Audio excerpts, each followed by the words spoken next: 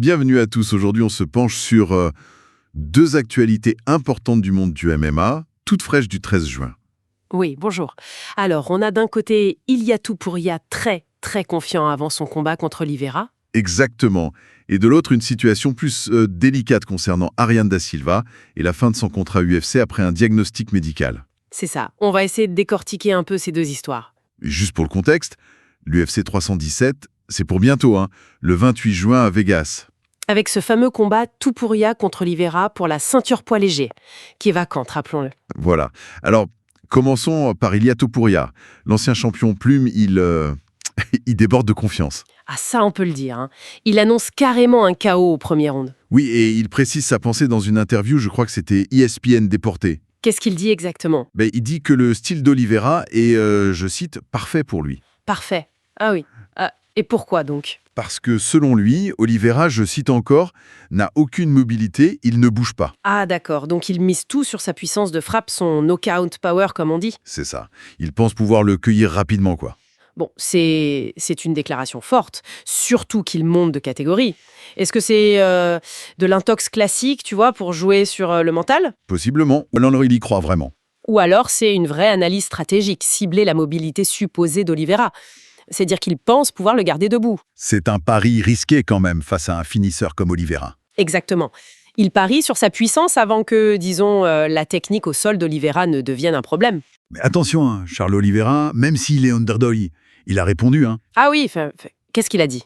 Il reste confiant, il dit qu'il peut aussi mettre Topuria KO, et on sait qu'il a souvent surpris. Ah oui, ça c'est sûr. On l'a souvent sous-estimé. Le fameux ne jamais sous-estimer Oliveira. C'est un peu ça. Et puis l'enjeu est énorme, là. La ceinture vacante. Ça rend le combat hyper intéressant. C'est clair, on a vraiment une opposition de style potentiel. La puissance brute, la confiance de Topuria. Contre la résilience, l'expérience et le danger permanent d'Oliveira, surtout au sol.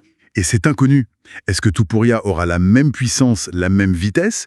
Chez les légers, c'est ça qui est attendu. Bon, on change de registre. L'autre actu, c'est Ariane Da Silva. Oui, anciennement Lipski. L'UFC a annoncé la fin de son contrat après 6 ans, c'est ça.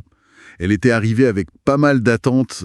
Elle venait du KSW, une grosse organisation en Pologne. Oui, championne là-bas. Mais son parcours à l'UFC était plus mitigé, on va dire. Assez irrégulier, oui. Et là, récemment, il y a eu sa défaite contre Wang Kong à l'UFC 316. Et surtout, la pesée manquée. C'était combien déjà? Presque 3 kilos au-dessus, 2,7 kilos. C'est beaucoup. Ah oui, quand même. Et après ça, son entraîneur a révélé quelque chose de sérieux. Oui, une tumeur bénigne à l'hypophyse, la glande pituitaire. Ce qui expliquerait les soucis de poids, j'imagine. Effectivement. Et là, la situation devient très complexe. D'un côté, l'UFC, ils peuvent justifier la décision par le sportif pur. Défaite. Et surtout, grosse pesée manquée. C'est souvent la porte, ça. Oui, contractuellement, ça peut être une raison valable. Mais le timing. Annoncer ça juste après la révélation du problème de santé, ça pose question, forcément. Ça peut paraître dur. L'article qu'on a lu mentionnait un manque apparent de sympathie de la direction. Ça illustre peut-être ce côté un peu froid du business du MMA, non? D'un côté, l'image d'une organisation qui s'occupe de ses athlètes. Et de l'autre, la réalité économique. Une entreprise où la performance, le respect des règles comme la pesée, prime, même avec des circonstances médicales. C'est un équilibre difficile à trouver, j'imagine. Tout à fait.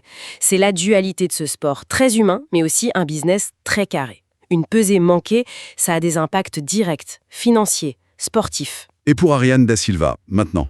Son avenir va dépendre de sa santé, de sa guérison, et ensuite trouver des opportunités ailleurs, peut-être. Ce genre de situation, malheureusement, où la santé freine une carrière, c'est pas si rare dans ce milieu. Donc voilà, on a vu deux facettes bien différentes du MMA aujourd'hui. D'un côté, l'excitation, les grandes déclarations avant un combat pour le titre. Le show, l'attente. Et de l'autre, une histoire plus sombre, plus complexe, où la carrière et la santé d'une athlète sont en jeu, loin des projecteurs immédiats. Oui, et ça amène peut-être une réflexion, pour finir, au-delà des KO, des ceintures, de tout ce qu'on voit. Quelle est la part invisible? Tous ces défis de santé, ces pressions de contrat, ces incertitudes que vivent les athlètes, en dehors de la cage et des caméras, c'est quelque chose auquel on pense peut-être pas assez souvent.